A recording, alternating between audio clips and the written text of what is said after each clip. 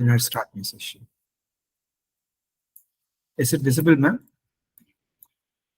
Yes, sir. The slides are visible, sir. Yeah, thank you.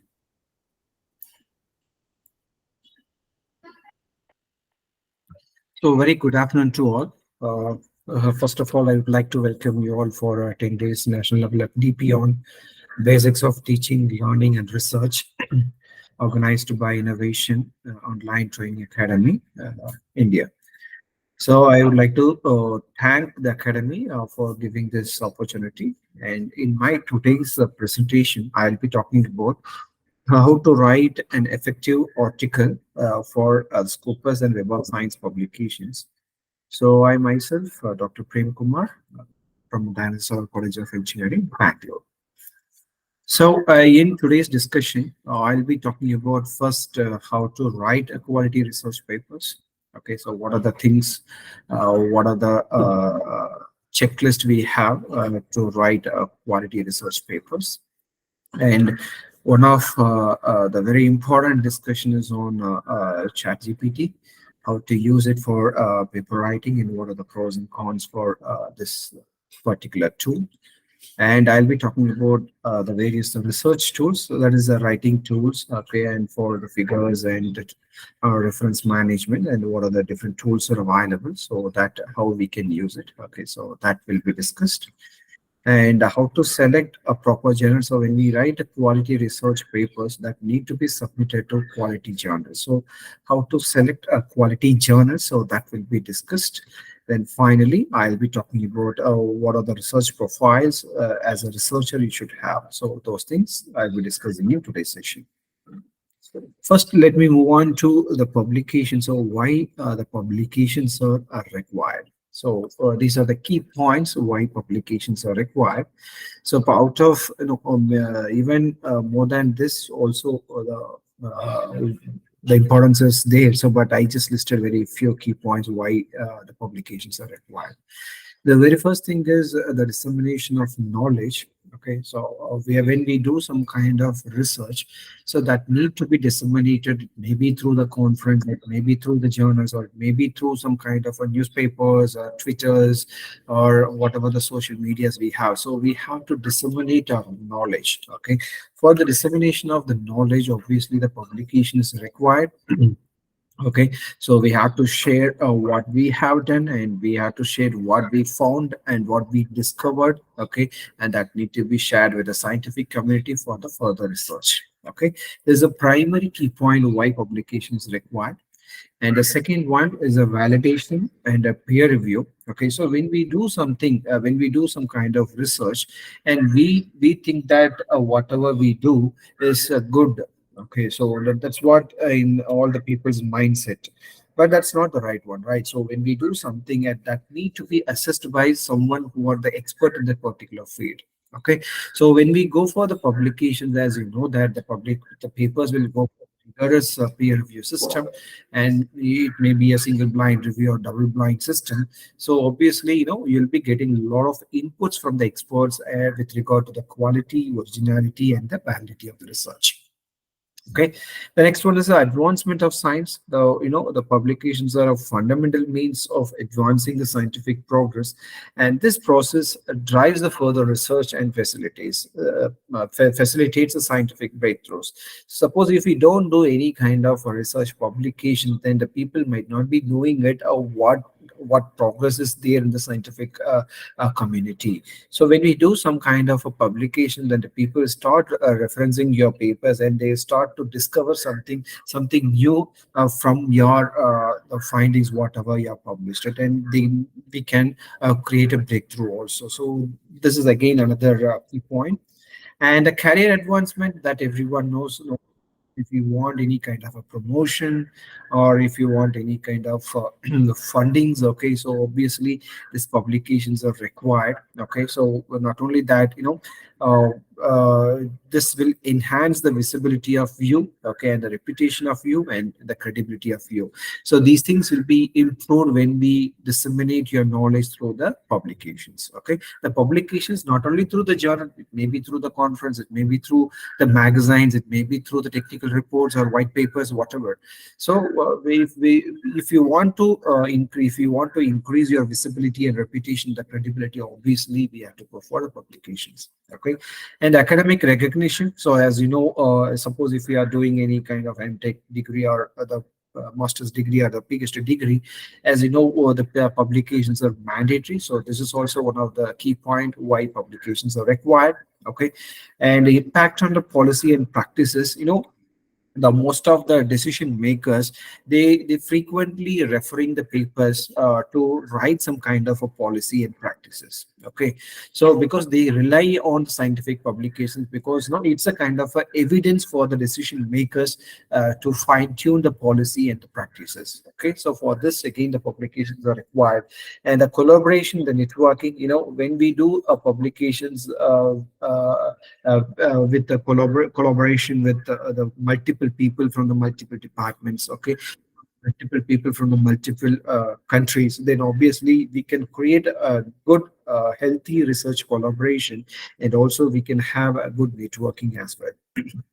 Okay, and preservation of knowledge. Finally, we can say it is a preservation of knowledge. So we do something and we are having it. We are having it in our archive, and the people can refer it at any time. And it's a kind of a permanent record for the scientific finding, and ensures that the knowledge is preserved and accessible for the future generation. So this is why we need publication. So apart from this, so many key points are there, but I just listed only the primary key points why publications are required. Okay, and what is a research paper? So when we go for the publications, and the question comes to that, what kind of papers we can publish. Okay, so we can publish many paper types, like the research paper, review paper, editorials, the short communications. Okay, and the conference paper. So we have so many types of publications are there. But here, my focus is on the research paper.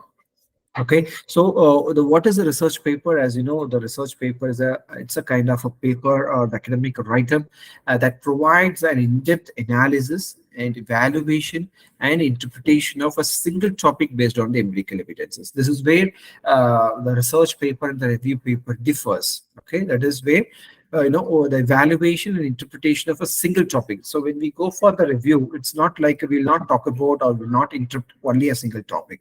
So there is no need of any empirical evidences when you write any kind of a review paper. But when we go for research paper publications, the experimental evidences are required, and we have to interpret a single methodology, and we have to prove your the superiority, why your method is good and why your method is bad. Okay, and you have to do some kind of in-depth analysis why you are getting a better results. Okay, and we have to evaluate, and we have to do some kind of a performance comparison with the existing methods. All these things will be there in the research paper. But in case of a review paper, it is not like that.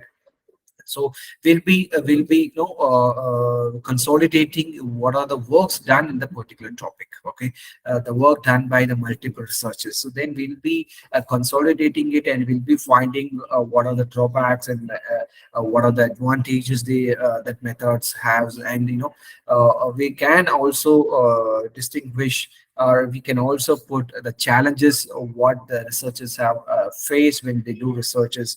So these are the things will be there in the review paper, but it is not there in the research papers. Okay, but it will be there. Maybe very few content will be there. That's where the literature review comes. The research paper is a comprehensive document that presents the findings, analysis, and interpretation of the study or the investigation conducted by the researcher. Okay, and it is typically written by the scholars and the academic researchers, and sometimes even the industries also, they are going for the publications, and it is used to contribute to the existing knowledge in a particular field or the discipline. And the research papers are the foundation for the modern science and the most effective way to share the information, as we discussed in the previous slide. So dissemination of knowledge is very much important. So for that, obviously, we can have a research paper, and it is a foundation for a complete modern science complete community, and it is the most effective way to share the information across a wide network. If we go for the conference, only the conference, the participants might be doing it. Okay, when we go for a research paper publications, obviously, it will reach the wider community, and then obviously the visibility and the reputation of the researchers also grows up when we have the quality research. So researchers state their findings plainly and with corresponding evidences, so that the other researchers can consequently use the paper in their own research. This is what I told. So when we disseminate, the people take it as a base and they will start work from that start point. Okay, so that's where the research papers are very useful. Okay, and how long the research paper should be, the length.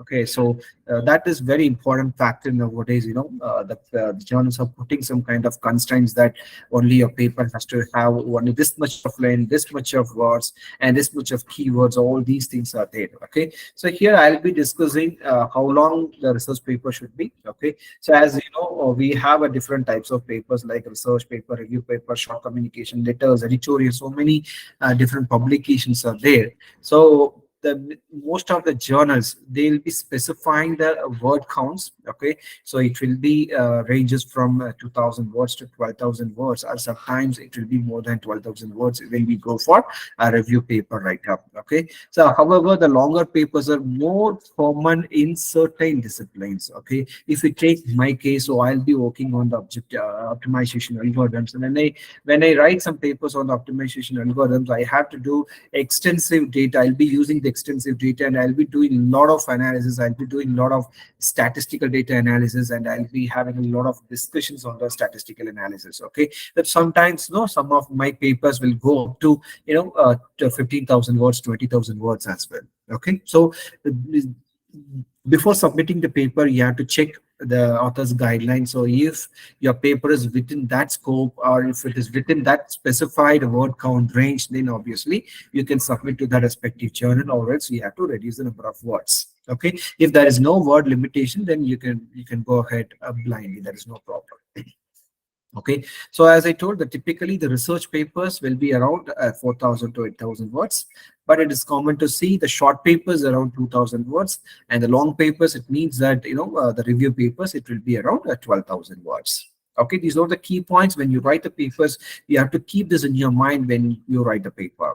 Okay, so while the length of the paper is important, so sometimes, no, even if you take the IEEE journals, so IEEE journals, they have the page restrictions. It should not it should not be more than 8 pages. Okay, this kind of page restrictions also there in the top quality journals. So okay, so when we focus on the length, you should not compromise the quality as well. Okay, so the quality and the clarity of the contents are paramount. That is very important. Okay, though the length is important. Okay, so you should not compromise with the quality and the clarity of the content.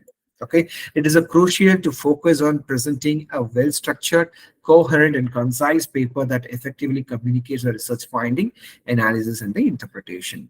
Okay, and what are the structure of the paper? So when you write any paper, okay, when you write any kind of a research paper, what should be the structure of the paper? Okay, the first and foremost thing is the title. Okay, so the title should be concise and informative, and it should reflect accurately the contents of the paper. Okay, you should not give any generic title. Okay, and you should not give a very longer title as well. Okay, it should be concise and informative, and it should reflect exactly what is the content of the paper is. Okay, and the abstract is, as you know, the abstract is a brief summary of the research paper. Usually it will be around 150 to 250 words, and some journals, they don't have any restriction, but 95% of the journals are having restrictions, because when you submit a paper, they'll just straight away they'll give the guidelines that the abstract should not be more than 200 words or 250 words. Even if it is one word extra, it will not take you to the next step. Okay, so you should be very careful. So you have to write the abstract, okay, within 150 to 250 words. And the introduction, it's a introduction sets the context for the research and provides a necessary background information. Okay, so all the background information, the research questions, everything need to be covered. Research questions, or that's nothing but a research gap, and the problem statements, everything need to be discussed in the introduction section. Okay, then next is a literature review. You have to do a thorough literature study. Okay, and you have to study what the people have done and what methodologies they have used and what are the findings they have done. Okay, and you have to list out everything. And when you write the literature review, you should refer to the relevant recent papers to do the literature study. Okay, so when you refer the papers which is published 5 years, 10 years back, then obviously your literature review is not having any meaning. Okay, so when you do study or literature study, then you should refer at least 3 4 years. Maybe if it is 2023, means you can refer the papers from 19, 20, 21, 22, 23. So at least the last 5 years paper you have to refer, and you have to do a thorough literature study. Okay, and the methodology describes the complete your work. Okay, it describes the research design.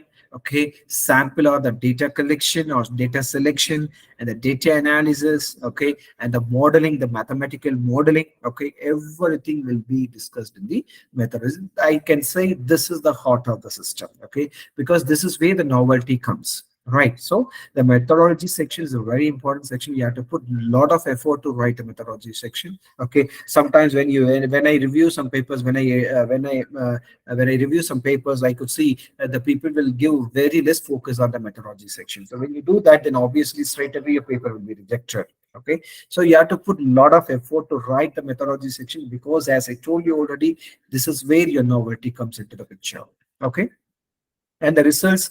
And this section presents the findings of the study. It should be objective and organized logically using appropriate tables and figures. Okay, where the complete results section need to be discussed along with the support of the tables and figures. Okay, without tables and without figures, if you describe only through the text, even the reviewer also getting bored to read a complete sentence. And also you have to have a proper visualization through the tables and the figures. So, and the write-up should be logically, it should be organized, and it should focus on the research objective. Okay, so that's also very important. Okay, and the results, whatever you obtain, it should address the research question, whatever you raised in the introduction section, and it should be supported by relevant evidences. Okay, the evidences may be through the simulation or through the experimentation, and you have to do a lot of statistical study. If it is a mathematics related or the algorithm related, you have to do a lot of statistical study analysis also. Okay, so these are the things need to be there in the research section. And the discussion section, this is a very important section. The most of the people are omitting this section. Okay, don't do that. Okay, this discussion section is very important, because this is where the section we interrupt and analyze the results what we obtain. Okay, in the light of the research questions and objectives what we raised in the introduction section. So this discussion section interprets and analyzes the results in the light of the research questions and the objective. This is very important section. Don't omit it. Okay, and here you can also discuss what are the challenges there in your research paper, and you can also discuss what are the benefits and what are the drawbacks of the methodology what you have proposed it. Okay, that everything need to be discussed in the discussion section. Okay, and finally the conclusion section. The conclusion summarizes the key findings and and its implications, and restates the research question objectives and provides a concise summary. Okay, and one more important thing is, you should not use the same phrases what you have used in the abstract. Okay, it should not be the same phrase. Okay, as I discussed earlier, the conclusion should be concise. Okay, it should summarize the complete research findings. Okay, and also you have to restate how this research questions and objectives are obtained or achieved. Okay, that need to be there in the conclusion section. Then finally, the reference section. Okay, the reference section includes complete your sources, what you have referred at. Okay, that need to be cited properly, that need to be listed in the reference section properly. Okay. Okay, then also we can have the appendixes. Okay, if we have any kind of extra information, any kind of a codes or any raw data or any calculations are there, okay, which is not essential in the main body, that need to be included in the appendices. Okay, so these are the structures you have to follow. Okay, so you should not miss any of the points. Okay, you should follow. If you are writing any quality research paper, it should follow all these structures. Okay, and the most of the scientific manuscripts what they are expecting, so that is given here. This is as per my own experience, this I have listed.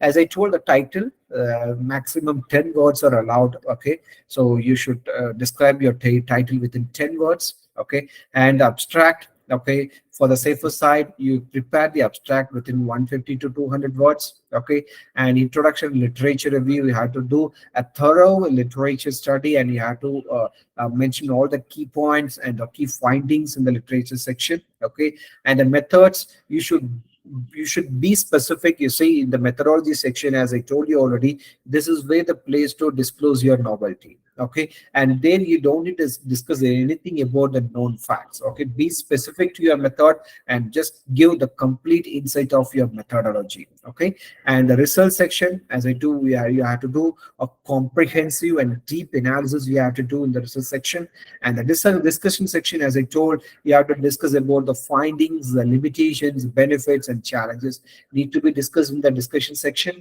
and the conclusion and the future extension. Okay, as I told, it should be concise. Okay, it is a summary, and it should concise. And also at the end of the conclusion section, you have to discuss what are the future extension or future studies possible from the methodology what you have proposed it. Okay, and if you have any funding mandate, obviously you have to acknowledge the funding agencies. Okay, if you are using the facility of some other university, okay, or your own university, so obviously you can mention them in the acknowledgement section. Okay, and the references section, so minimum 25 references should be there in the reference section. Okay, if it is a research paper, if it is a review paper, minimum 100 papers need to be reviewed properly. Okay, and the tables and figures, as I told, the result section need to be completely analyzed with the help of tables and figures, but you should avoid unnecessary tables and figures. Okay, if you are conveying through the figure, okay, that need not to be reflected as a table. Okay, if you are conveying through the table, that should not be reflected as a figure as well. Okay, so you have to be very careful. Okay, so you should avoid the unnecessary figures and tables. Okay, and the cover letter, this is where the people are not giving the importance. Okay, so cover letter is mandatory. You should write a proper cover letter stating that this is what my the novelty, this is what my key research finding, this is how my paper is relating to the scope of the journal. Like that, you have to mention everything in the cover letter, and you have to write a proper cover letter to the editor-in-chief, and you have to submit along with the paper submission. Okay, so because when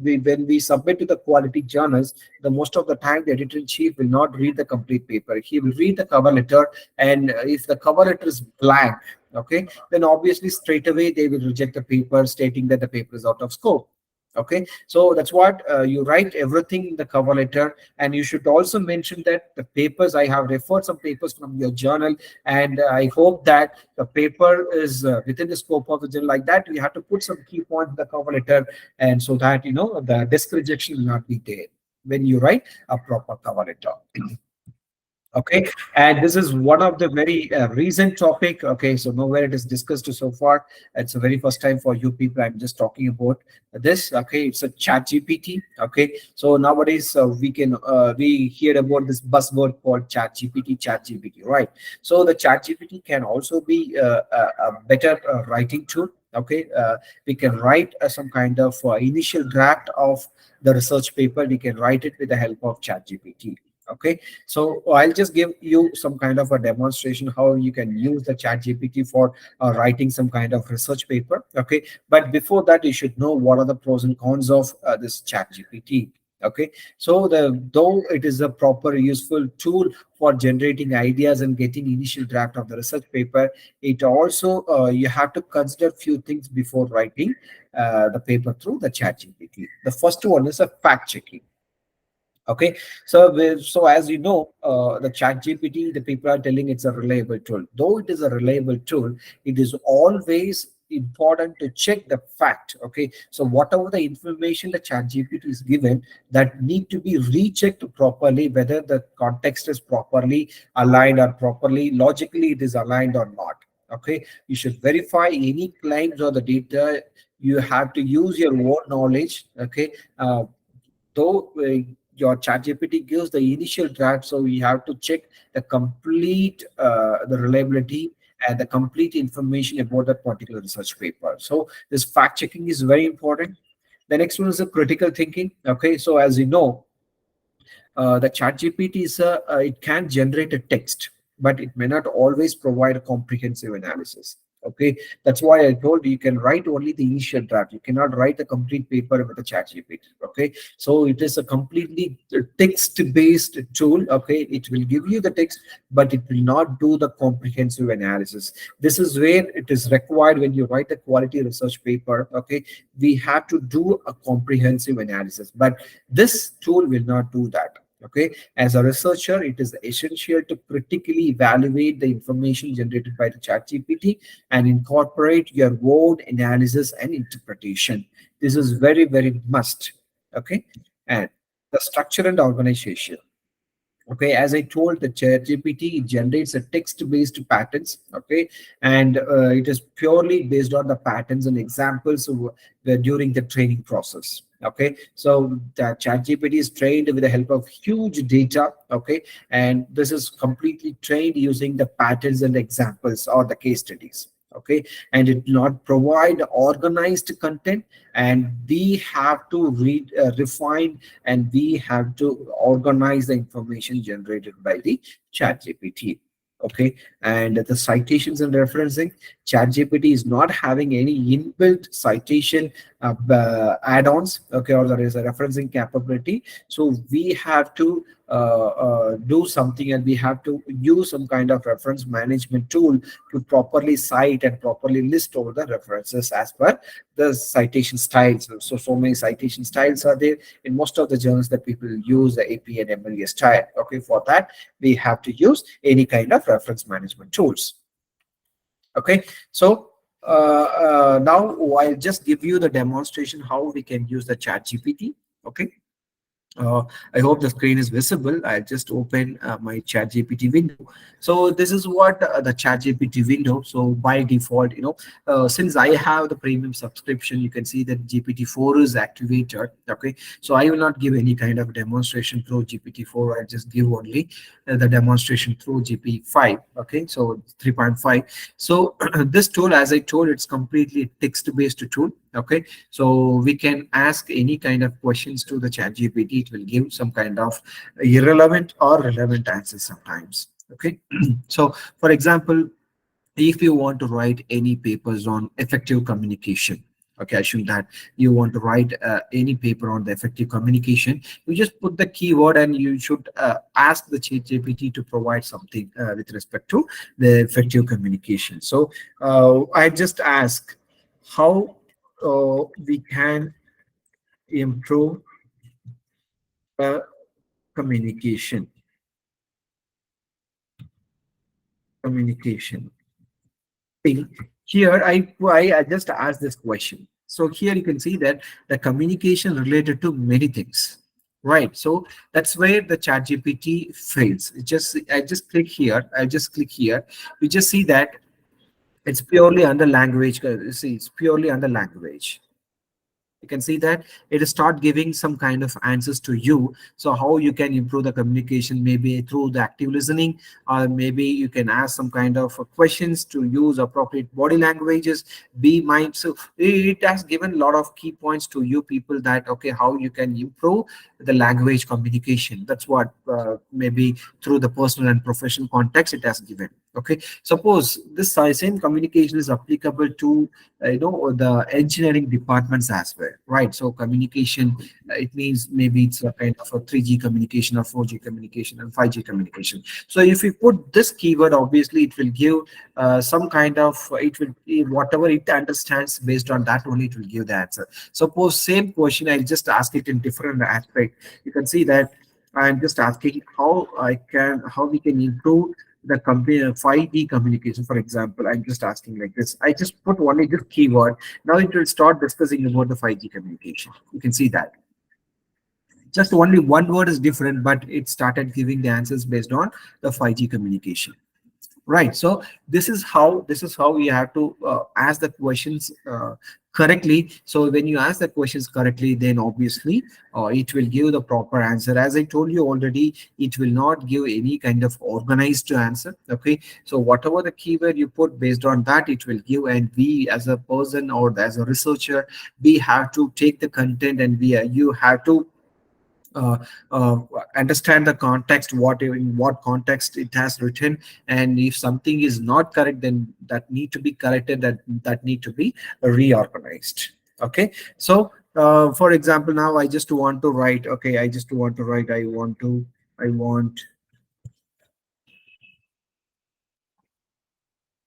that for effective communication. Okay, like that I'm just asking. So sorry. So I'm just asking this question to this ChatGPT. Now I just see that it started giving some kind of abstract to me. Right. So now you can take this, you can read it. Okay, you can read it, and you just see that is it related to you. The context is proper, the logical sequences are there. Everything you check in, and you have to use it. Okay. So, but this is where the ChatGPT is very useful tool to write the research papers. Okay, but nowadays we have a lot of when we have a pros, obviously we have cons also, right? So what are the cons? I'll explain now. Okay, see here now, when we write the paper, obviously we'll go for the plagiarism check and all, right? So the plagiarism check we'll do with the help of the Turnitin tool and Authenticate. These are all the professional tools. We'll be using it to check the plagiarism content. Okay, now these plagiarism tools also started using some AI tools. Okay, when you scan the paper, it also lists your AI score of the particular paper. If the A score is more than 5%, okay, the A score is more than 5%, your paper will be straight away rejected. Okay, so this point also, because you don't think that we'll use this and we'll completely will write and we'll submit it. Okay, so don't think like that. Okay, so because a lot of AI algorithms, they also started putting in. So obviously whatever the algorithm this GPT uses, the same algorithm, if the Turnitin tool or the Authenticate uses, then obviously it will show that this complete text is written by the machine or the human. Okay, it will distinguish. Okay, so for that, I'll just show you one more demonstration. So we have some kind of open source tools to detect AI. Okay, so just in the Google engine, just type AI detector. Okay, just click AI detector. So you can see the lot of AI detectors are there. You see, but this AI detector is not 100% accurate. Okay, so sometimes it will give, sometimes it will not give, and the percentage will be different in each AI detector, because in each AI detector they are using some kind of specific AI algorithms, artificial intelligence algorithm. Then if the algorithm is matching, then obviously all the tools will show the same percentage of the levels. Okay, so first let me take this one. So you see that this is actually a writer.com. Okay, so here you can easily check the content of the content what you have written. So see that this is what the content we have written with the help of ChatGPT. I'll just paste it here. Okay, I'll just paste it here. You can see that I'm just analyzing my text, because this is having some kind of restrictions. You can have only up to 1,500 words, the characters, not words. Okay, so now you see that this tool is analyzing my a level. Okay, so just wait for some time, and I'll also use some other tools also. So I'll use this tool as well. Okay, yeah. Okay, so here also I'm just pasting my text generated through GPT, and I'm just checking it. Okay, so let me check here. Maybe I think some problems there here. It will not take me much time. Okay, once again I'll put it and I'll analyze it. Okay, you just see this. Just see this. It is showing that a content is detected. So it means all the red lines. Okay, just see all the red lines are generated by the machine. Okay, so when you check with the plagiarism tool, it will show some 3%, 5% of plagiarism. But when they check with the AI score, it will show 100%. So this is where the problem is there. So here you can see that here it shows 100% probability of AI, but here you just see this one is showing that only 42% is written by human. Then remaining around 60% is written by AI. Okay, so likewise, the each tool will give different percentage. I'll use some other tool also. Okay, here also I'll just paste it. Okay, I'll just paste it and I'll check it. Okay, now just see here, this text is mainly written by AI, 100% matching. Okay, so we may feel that okay, we can use this tool and we can write the paper and we can submit it, but as I told, it is just a tool. It is just a supporting tool. You cannot write complete things with this. Okay, so if anyone is doing like that, don't do that, because once your publisher finds that you are using AI tool to write a paper, then they will ban you. Okay, you have to be very careful. Okay, so this is what the AI detector. So like this you can also check. Okay, but suppose if you have a Turnitin login with you, if you have the instructor login with you, you can check directly. You can load the paper. It will show the plagiarism percentage as well as it will show the AI score as well. Okay, so this is what I told you, the pros and cons of the AI tool. So it's up to you whether to use it or not. Okay, so if you have any questions on this, you can ask. So let me continue the presentation. Okay, so now, what are the writing tools we have? Okay, what are the writing tools we have to write the papers or the thesis or the proposals? Okay, so what are the different writing tools we have? Okay, this is not a new thing, so this everyone knows it. Okay, so I'm just listing out, just it's a kind of recalling it. Okay, so most of the people they use a Microsoft Office. Yes, so as you know, it is completely a commercial version. Okay, so if you have a commercial Microsoft Office, so obviously you can use it. Okay, and the next one is our open source tool, so it's a latex. Okay, so suppose if your paper is completely related to the modeling, purely it is having more number of equations, so it is preferred to go with the latex. So completely, the mathematical people, the mathematics researchers, they will use latex, but the engineering people also have to use latex, because when we write the paper, we'll be using a lot of equations to describe your methodology stronger. Then obviously if you use latex, it is good, but it's not a user friendly. So it's kind of small coding knowledge is required when we go with latex, and we need to have a proper package to write the paper. So if that is there, then obviously the latex. So maybe initially you feel difficulty. When you start using it, then you'll love it. Okay, so latex also can be used.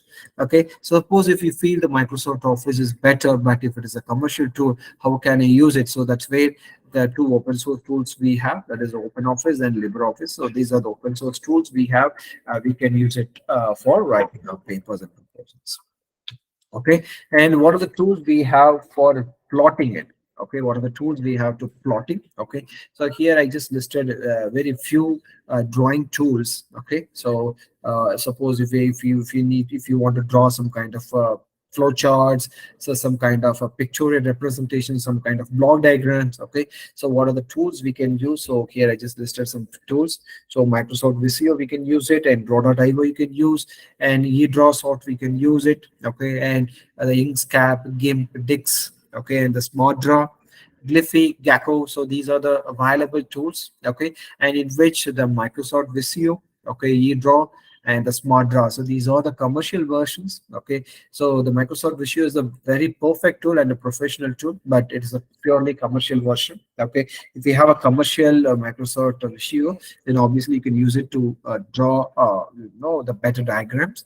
Okay, so if you don't have it, then what we can do, so I suggest you go with the draw.io. So it is a very better tool for plotting the flowcharts, the block diagrams. Suppose if you are the electrical and electronics field and you to draw the basic circuit diagrams, you can use that tool. Okay, even the Microsoft VC also will do, but this .io is a completely open source. It's available at free of cost. Okay, it has both the options like online option as well as offline desktop options also available. So whatever you want it, you can have it.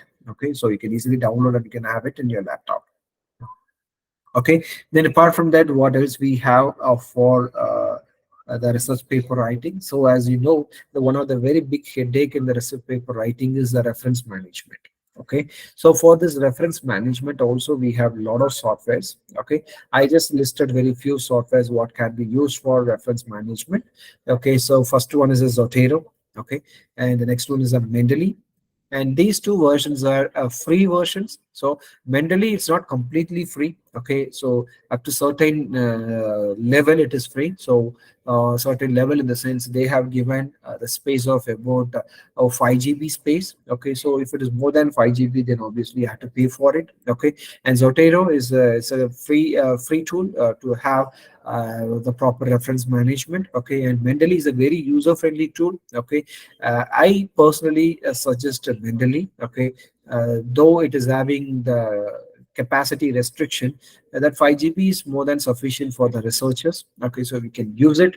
Okay, and EndNote, so the Mendeley actually it is released by elsewhere. Okay, and the EndNote is released by Clarivate Analytics. Okay, and it is a faster tool, and it is also similar to the Mendeley. Okay, and it is also having the remote facility. It means wherever the people are, you can start work on it and you can collaborate easily with the people who are in the abroad country. So it's a very easy tool for the collaboration and work from anywhere.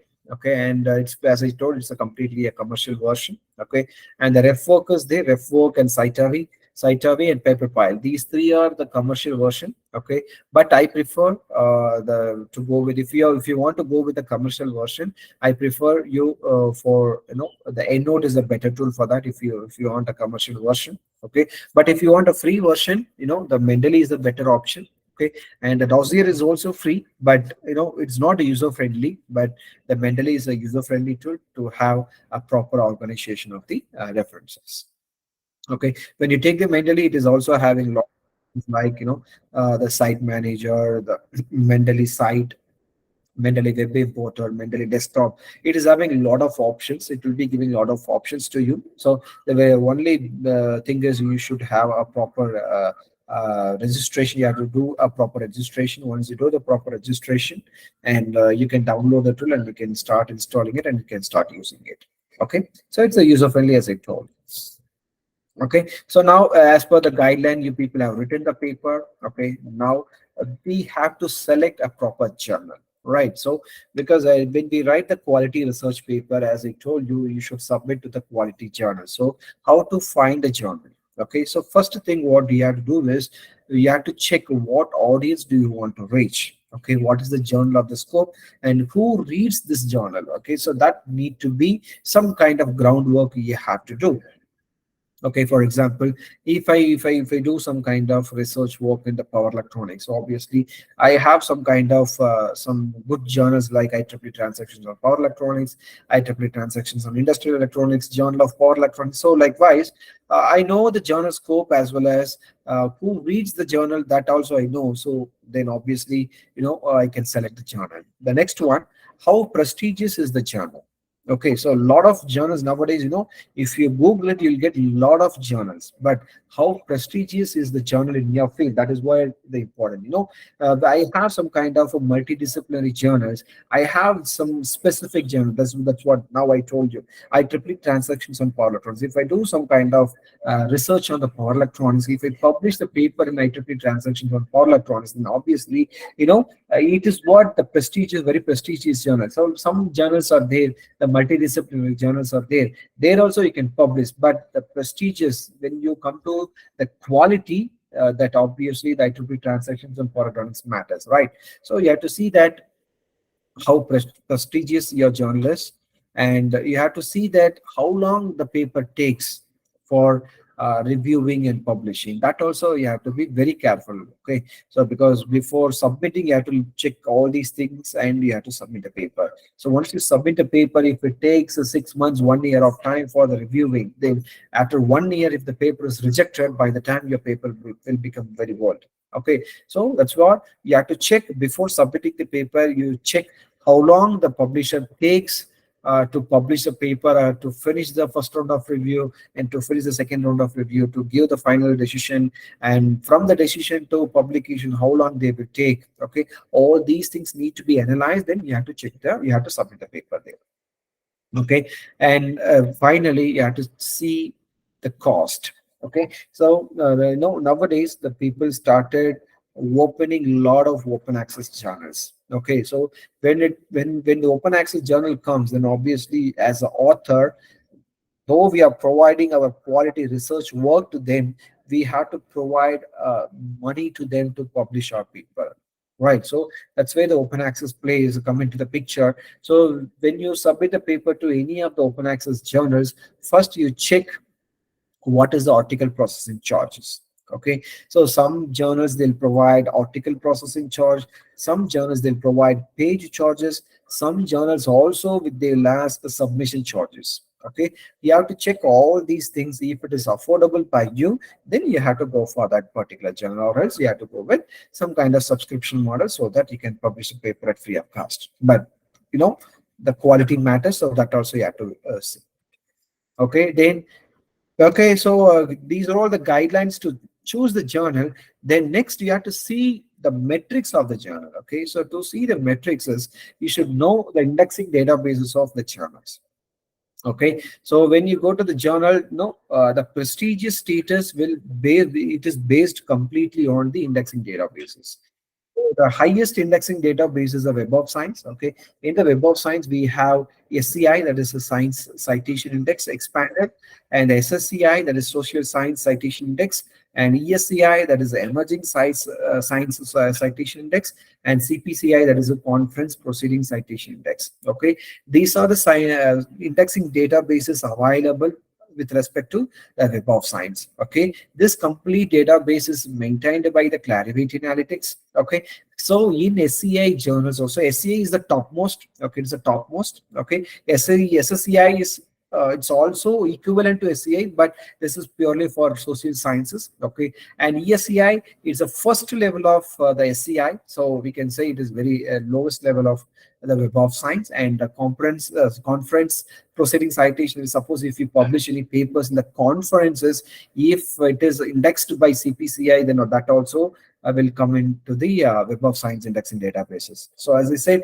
this is completely maintained by Clarivate Analytics. When you go for SCI journals, there again the quartile matters. Okay, so SCI with the Q4, yes, though it is a quality journal, but Q4 somewhat less. The prestigious level is less, and Q3, Q4 is somewhat less. Then Q1 and Q2 is the top notch. Okay, if you publish any papers in Q1 SCI, and I can say that your paper is a top notch paper. Okay, so the people might be knowing the quartiles are applicable for the Scopus, but the quartiles are there for Web of Science also. That also people should know. Okay, so the quartiles are there for a Web of Science. Okay, but the elsewhere, that is Scopus quartile and the Clarivate Web of Science quartiles are different. So don't think that the Q1 in Scopus is also Q1 in SCI. Don't think like that. Q1 in Scopus is also Q3 in SCI. Like that scenario is also there. Okay, because the Web of Science quartile is different, the Scopus quartile is also different. The next indexing database is the Scopus. As this is completely maintained by the elsewhere. Okay, here also we will be having Q1, Q2, Q3, Q4. Okay, so Q4 is the lowest level and Q1 is the top level in the Scopus. Okay, and in the Web of Science and the Scopus, they will be indexing only the research paper, review paper, and the conference papers. If you're writing any technical report or white papers or any magazines or any kind of article write-up, that will not be indexed by Scopus and Web of Science. But when you go to this Google Scholar, the Google Scholar will index all kind of write-ups. Okay, for example, if it is a journal or the book or the conference paper or thesis or preprints, abstracts, technical reports, whatever you write, okay, that can be included in the Google Scholar, but those things will not be included in the Scopus and the web websites. Okay, these three are the main indexing databases. Okay, apart from that, there are so many things, but when you submit the paper, you check for this. Okay, if the level of the paper is very good, then just go with the Web of Science publications. Or if you feel okay, it is middle level, then you go with the Scopus. Then if you feel it is a lower level, then obviously you can go with a Google Scholar profile only. Okay, so these are all the indexing databases. So based on this, you can select the paper. So all these things will be available in the journal website itself. You can check it and you can go for it. Okay, then the next one is a very important thing is predatory journals. Okay, the predatory journals are the fake journals. Okay, so what they will do is they use spam emails to request manuscripts on the editorial boards, and it is purely that editorial board, the peer review process, the location, impact factors, everything is fake. Okay, everything is fake. They will clone the journal.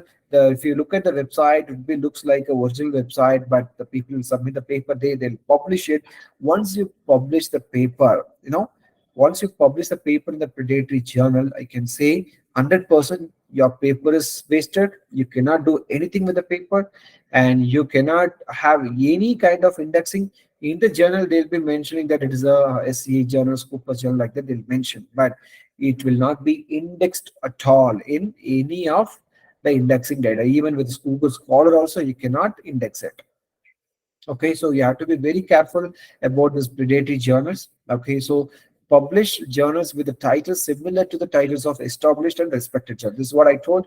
So they will just, it's like a clone. Okay, the website is like a clone. For example, www dot some xyzjournals.com is the actual one. Okay, so what they will do, they will start website like www.xyzjournals.net.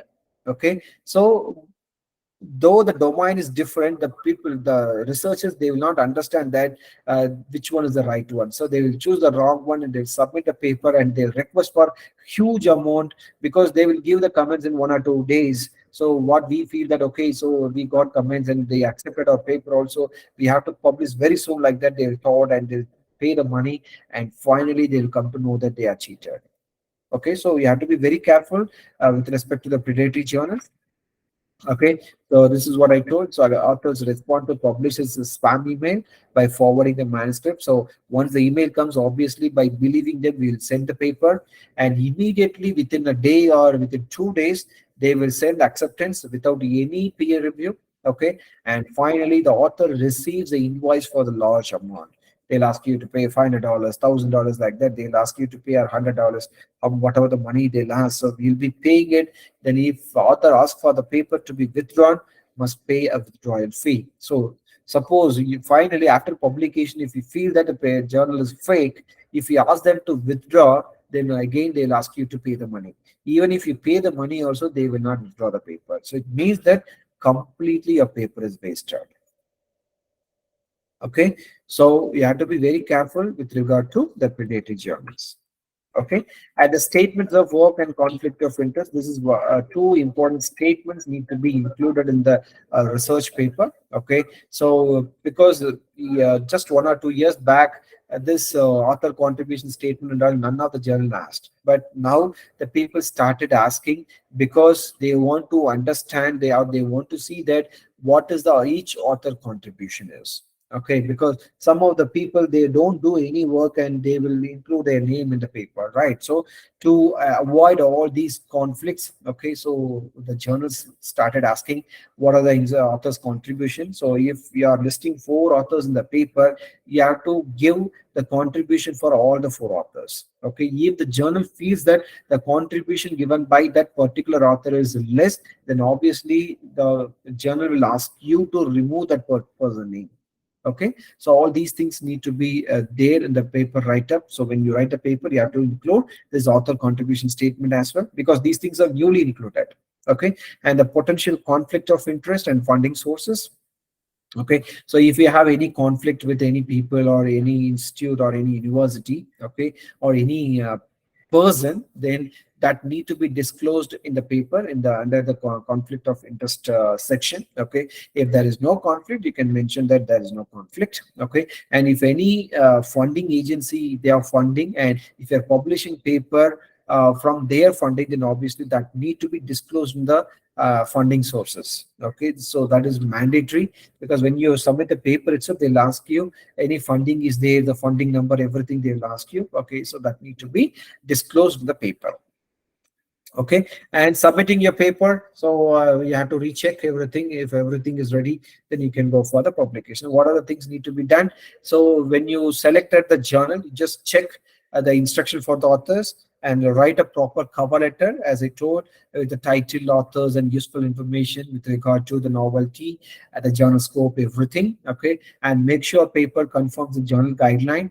Check the file type, format, resolution of figures and tables. You have to check. Okay, and you have to check the title page and the financial support, the conflict of interest you have to see. And some journals will be asking continuous line numbers, some journals will be asking continuous page numbers, some journals will ask you to remove the page number and the line number. So you have to check complete guideline and you have to submit the paper.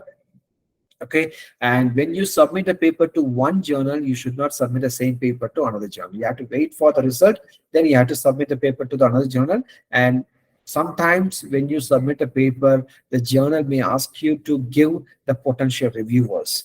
Okay, so it is always better suggest some people from your references, because you refer their papers, then obviously if the paper goes to them, and they can give the proper comments to you, so that you can easily improve the quality of your paper. So I suggest you to suggest the potential reviewers from the reference list. Okay, that is always better.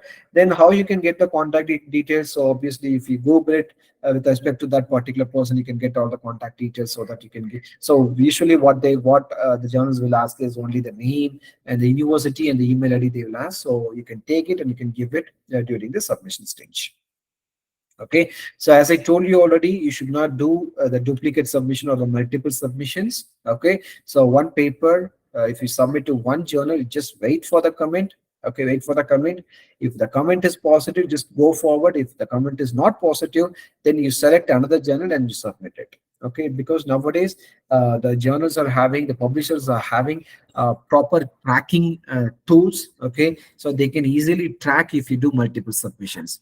Once they find that if you are doing multiple submissions, they will ban you. You cannot submit any papers to that particular publisher for another 5 years. Okay, so now they do a lot of things. Initially it was not like that, but nowadays, a lot of AI tools are there. They can easily detect if you submit a paper to multiple journals. Okay, so as I told, before submitting the paper, need to be completely scanned through the plagiarism tools. Okay, we have a lot of plagiarism tools, out of which there are two different professional tools that are available. One is Authenticate, another one is the Turnitin. Okay, so it's still in Authenticate, they are not included the AI feature. The journals which is using Authenticate as a plagiarism tool, that journals they cannot deduct a score, but the Turnitin already they have made it in the tool. So when you scan it through the Turnitin, then obviously it will show the A score as well. Okay, apart from that, a lot of online plagiarism tools are available. But when you use the online plagiarism tools, there is a possibility of stealing your data. So you have to be very careful. Don't use it. Even that will not give the accurate plagiarism similarity index also. So it is always better to use professional tools like the Authenticate and Turnitin.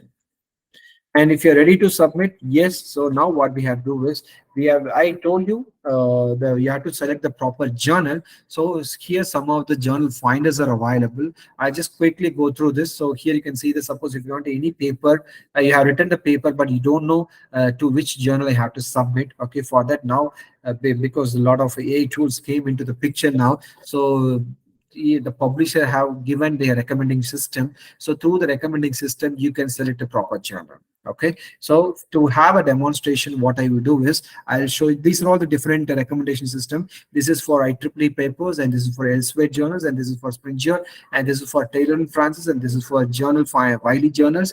And these two are the common platforms to check all the publishers. But these are the specific to their publisher. But these two are the common platform to check all the publishers. Okay, I'll just demonstrate you very quickly.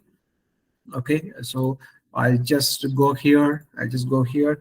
I'll just type elsewhere journal, a journal finder. So just click this. Okay, yeah, it will open the window. So just click this now. Okay, so here it will be asking your title and the abstract of the paper. Okay, since already we have written something with the GPT, so we'll ask to give some kind of a title. So uh, effective communication strategy. I'll just give something related to that. Okay, and I'll just give this abstract. Just give this abstract here. So now I'll just ask to find now. Okay, you just look at this now. So it is showing some relevant journals with respect to the title and the abstract what I have given. Okay, so here you can see that complete metrics, everything is there here. You can see now, you can see this, the side score of this journal, the current opinion in psychology. Okay, the side score of this journal is about 10.1. It is top notch. It's a very good side score. As you know, the side score is given by the Scopus team, that is elsewhere team. And the impact factor, it is about 6.813. It is too good. It's very good. Okay, and here you can see the 98 percentage of acceptance. I don't know how it is possible, 98 percentage of acceptance. Okay, and you can see that, you see the time for the first decision is 6 weeks and the time to publication is 6 weeks. Okay, and here you can see that there are two options. One is open access, another one is subscription. Okay, so suppose if you want to go with the open access, so you have to pay around $3,850 you have to pay. Okay, and if you go with the subscription based, and you don't need to pay anything. Okay, so likewise you can check all the journals, and here also you can see the text to match score. So my abstract and the title is matching about the middle, almost some 60% matching is there. So almost I can say this journal is somewhat okay. So now, but here you can see, though it is matching, but the matching percentage is less.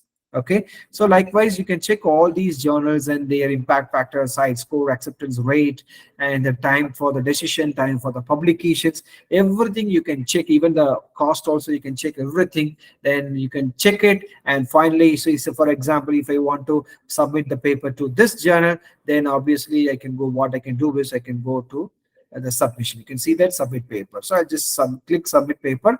It will open the submission system. So through the submission system, you can submit your paper.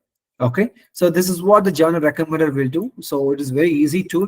So if you find difficulty to find the good quality journals for your paper, so these are the recommendation system to find the proper journal.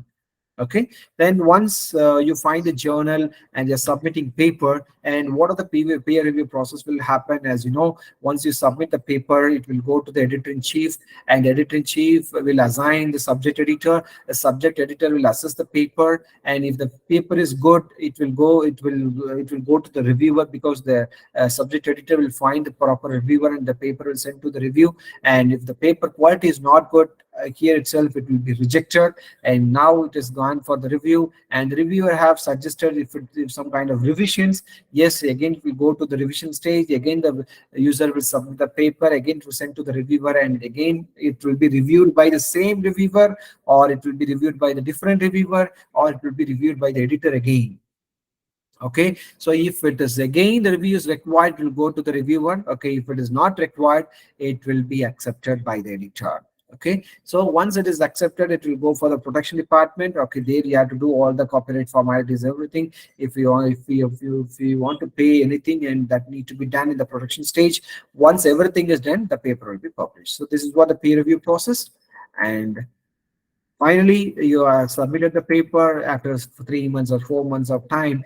Whether the paper is rejected or accepted, it doesn't matter. If it is accepted, you feel happy. If it is rejected, don't worry, just find some other good journal and submit the paper. So because when you reject when the journal reject the paper, obviously the experts have given some kind of comments. You take the comments, work for the comments, and improve the paper and submit to some other good journal and publish the paper.